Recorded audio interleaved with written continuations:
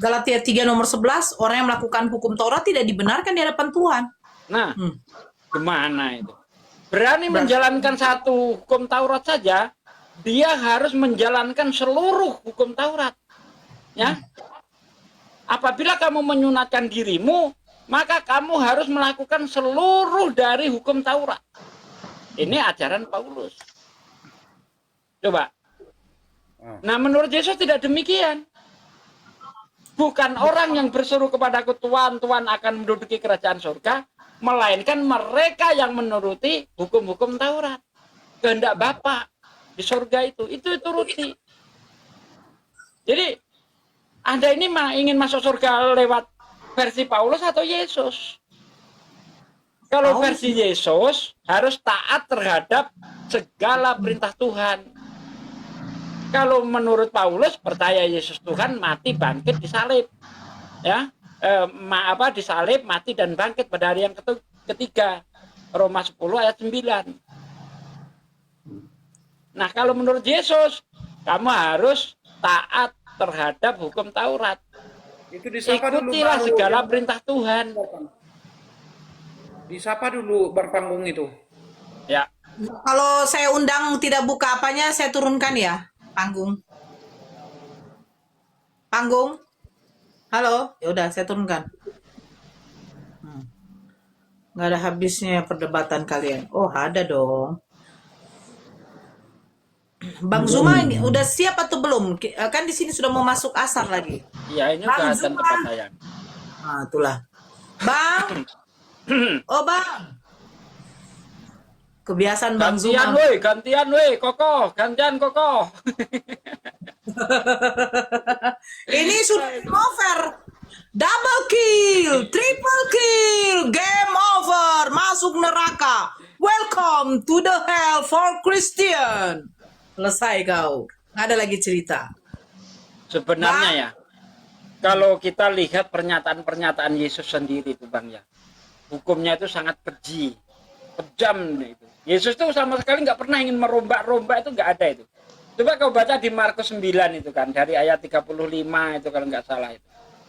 Apabila tanganmu menyesatkan engkau, penggalah dan buanglah ke api, daripada seluruh badanmu masuk ke dalam neraka, lebih baik kau masuk surga dengan tangan buntung.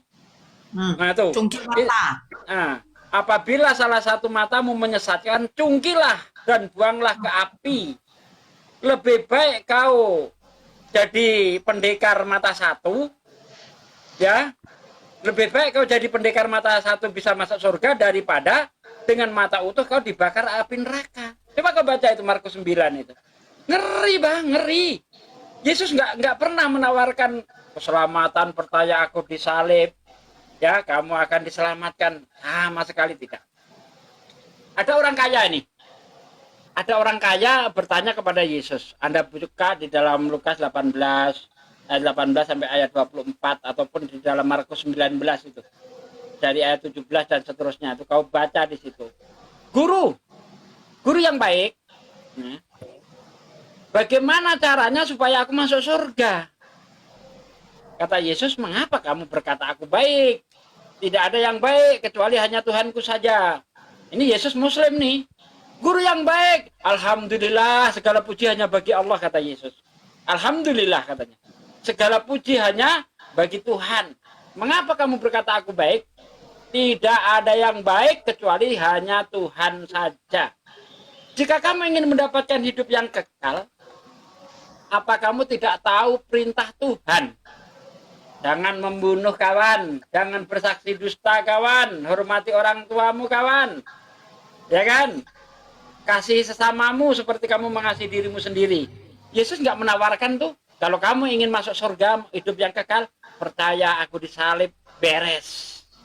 Tidak, Yesus nggak pernah nawarkan itu. Apakah kamu tidak tahu perintah Tuhan? Jangan membunuh, jangan bersaksi dusta, hormati orang tuamu, kasih sesamamu seperti kamu mengasihi dirimu sendiri.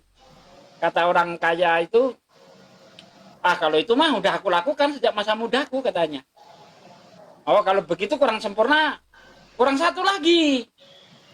Apa itu? Percaya Yesus disalib. Ternyata enggak juga Bang, kamu harus kere. harus hidup miskin. Kamu jual segala hartamu yang kau miliki lalu kau bagi-bagikan kepada orang miskin, maka kamu akan mendapatkan harta di sorga. Jadi untuk bisa mendapatkan harta di sorga, memang kita menurut Yesus harus hidup di dalam kemiskinan. Ya, dan setelah itu ikut aku. Tapi karena orang kaya itu sangat mencintai hartanya, dia pergi dalam keadaan sedih. Lalu apa katanya? Lihat, lebih mudah unta masuk lubang jarum daripada orang kaya masuk surga. Ini dia, Bang. Bukan jadi kau penjual babi. Dengar itu Koi. Koi ini lagi mikir. Dari tadi dia mikir kapan aku makan babi lagi. Udah Koi. Udah lengkap, Oh, udah ini jelas. Aki Juma udah ya. Di sini pun udah waktunya sholat asar. Monggo Aki dilanjut. Saya standby. Kalau boleh Bang Juma. kalau boleh biar tetap di atas supaya koinnya nambah. Kalau tidak boleh saya turun. Silakan, monggo. Kau Silakan Ahi. Waduh. Di sini aja. buka kamera. Di sini Assalamualaikum aja. semuanya, aku Lemot. Waalaikumsalam warahmatullahi wabarakatuh. Tadi dia sudah mengaku Bang bahwa dia pemakan babi. Udah neraka. Neraka. Stikernya nutupin wajah loh. Stikernya nutupin wajah Bang Juma itu. Gak Game apa-apa over. sengaja Ahi. Biar gak kelihatan kokonya. Biar nggak kelihatan. Over ya Bang. Game over. Udah diamlah kau dulu Koinono. Koinona. Kau sudah game over. Kristen masuk neraka. Selesai. Kau tidak ada lagi kau. Bertobat kau jangan makan babi.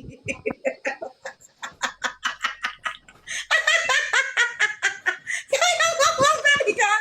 Kau ngaku kau makan babi kan. Ya kan? Kau makan babi. Kau akan Makan babi ya dibakar. Dibakar api neraka. Makan babi. Makanya tema ini tuh sangat. Oh nggak bisa, nggak boleh. Ada satu hal yang perlu saudara Kristen pahami. Bahwa sebenarnya Yesus itu tidak menggenapi Taurat sampai dia batal itu enggak. Coba dibaca di Roma 3 nomor 21 satu perikop. Coba dibaca Dinda Nora sebelum kita lanjut. Roma? Roma 3 nomor 21 mulai satu perikop sampai nomor 23 22 aja dulu. Apa yang Gila. dikatakan di sana? Roma 3. Ya. Assalamualaikum. Waalaikum. Islam, Bang? Islam? Selamat sore semuanya. Iya dong.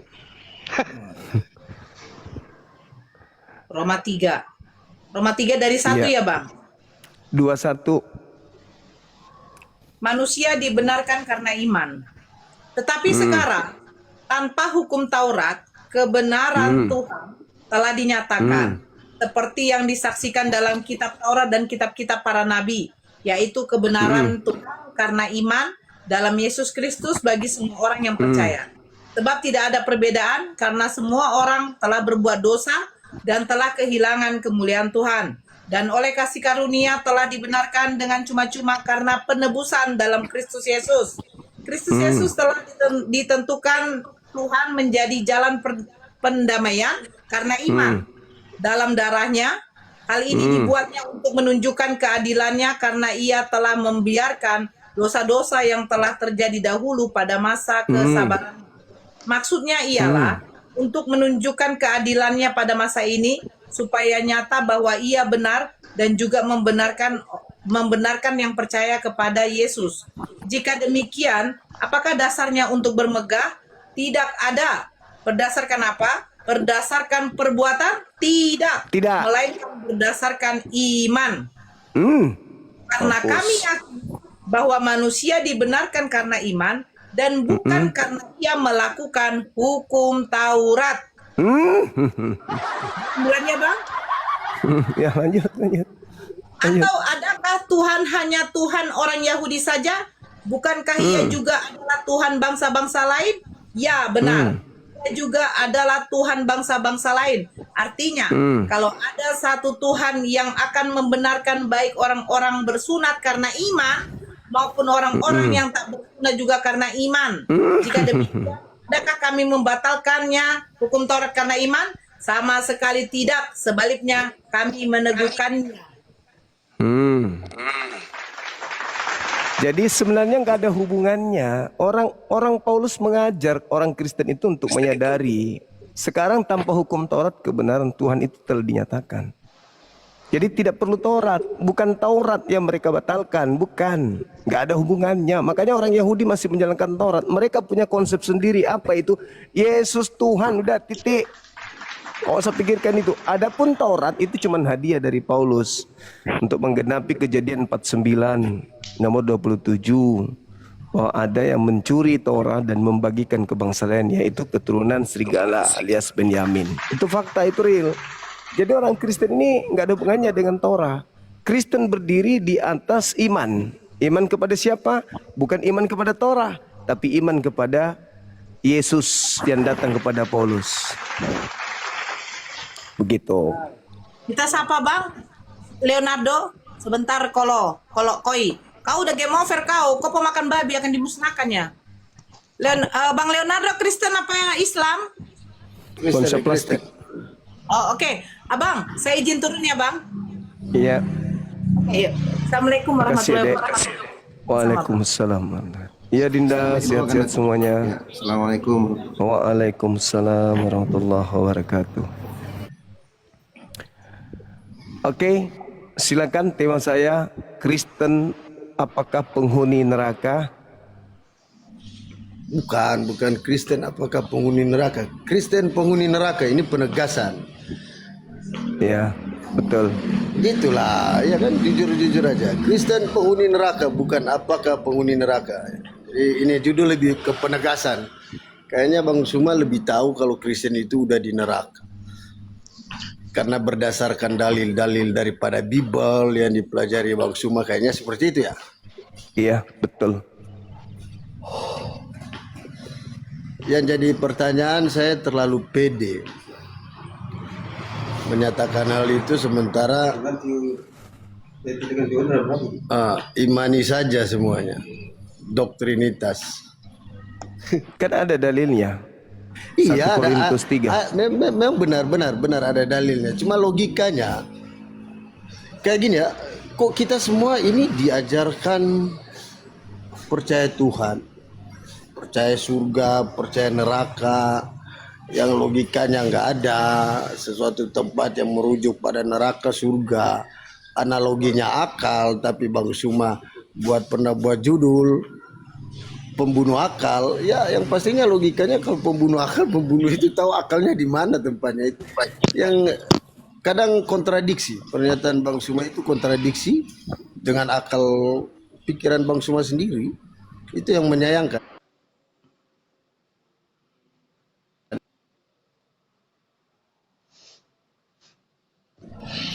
Hanya imani aja, doktrin aja. Jadi dengan penegasan Kristen penghuni neraka itu logika falasi. Gak ada. Karena mungkin juga Tuhan orang Kristen gak ada. Tuhan orang Muslim juga gak ada. Gak pernah nampak kok. Lebih nampak setan kok. Lebih nampak iblis. Karena iblis berupa perilaku. Lebih nampak. Jadi berbicara hal yang logika lah, yang ada. Bukan gak ada terus kita percaya. Itu namanya doktrin. Itu aja yang saya mau sampaikan. Saya nggak perlu berdebat karena apa ya, memperdebatkan sebuah agama nyatanya juga kan semua tabu. Sama-sama sudah.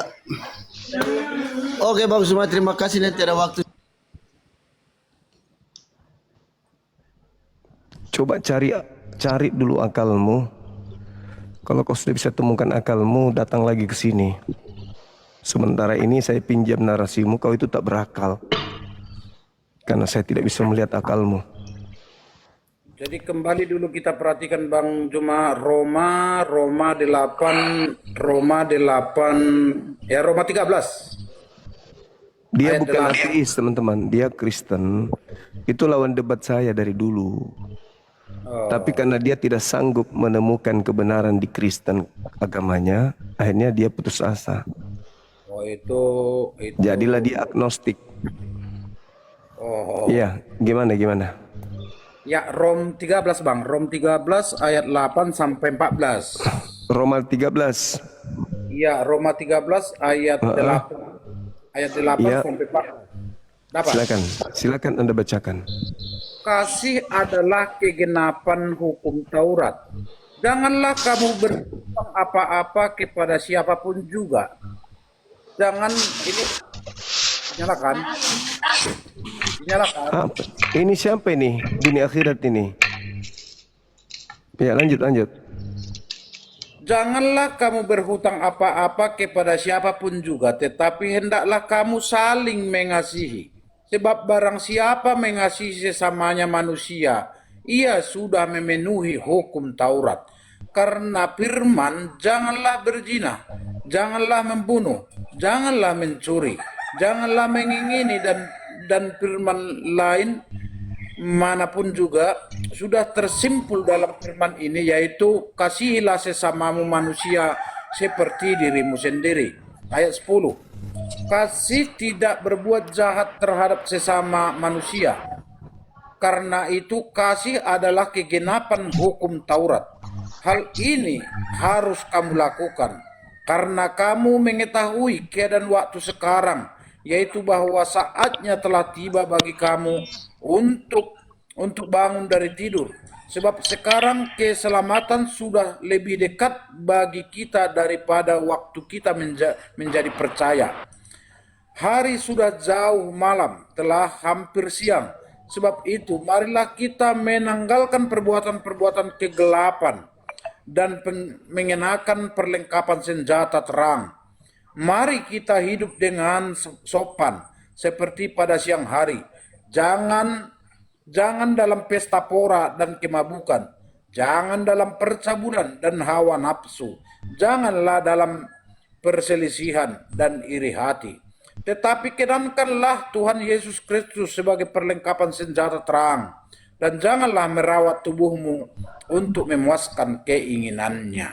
Yang artinya di situ Bang Juma, kasih itu adalah penggenapan hukum Taurat itu. Ketika kita melakukan kasih itu, mengasihi sesama, kita di sana sudah melaksanakan ataupun melakukan hukum Taurat itu. Contoh saya seperti ini Bang Juma. Saya mau mencuri harta abang, contoh 10 miliar. Tetapi saya merasa kasihan melihat abang nanti jadi nangis abang ini, jadi miskin abang ini. Saya tidak lakukan itu demi karena firman Tuhan juga seperti itu. Yang artinya harus kasih itu kita utamakan kan gitu. Kita utamakan kasih itu terhadap Bang Juma. Bahwa Bang Juma nanti jadi melarat seperti itu.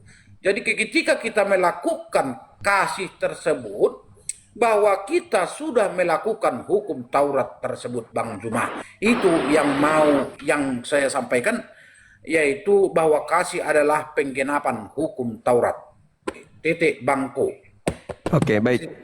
Ya, sesuai pasal Iya. Roma ya. Roma 13 ayat 8 sampai 14 itu. Iya, jadi sebagai pembina sekeji yang duduk di tempat kudus, dia harus memiliki senjata untuk menjerat orang-orang masuk menjadi pengikutnya. Saya ingin tanya implementasi kasih yang saudara ajarkan sekaligus sebagai ajaran Kristen mendunia. Di dalam kitabnya orang Yahudi Ulangan 13.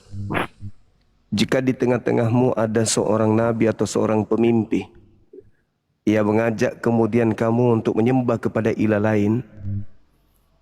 Apakah dia ibumu? Apakah dia ayahmu? Apakah dia kemudian adikmu, kakakmu, anak kandungmu? Dengan mengajak, ayo mari kita menyembah kepada ilah lain. Maka orang itu kau harus bunuh.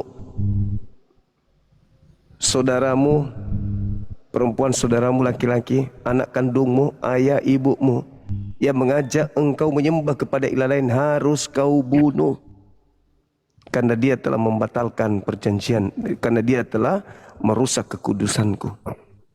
Pertanyaannya, ketika data ini muncul di Bible, lalu kemudian Anda mengajak anak kandung Anda menyembah kepada anak orang, apakah itu disebut kasih? Sementara ancamannya sangat luar biasa. Bunuh. Dengan tanganmu sendiri kau harus membunuhnya. Itu satu.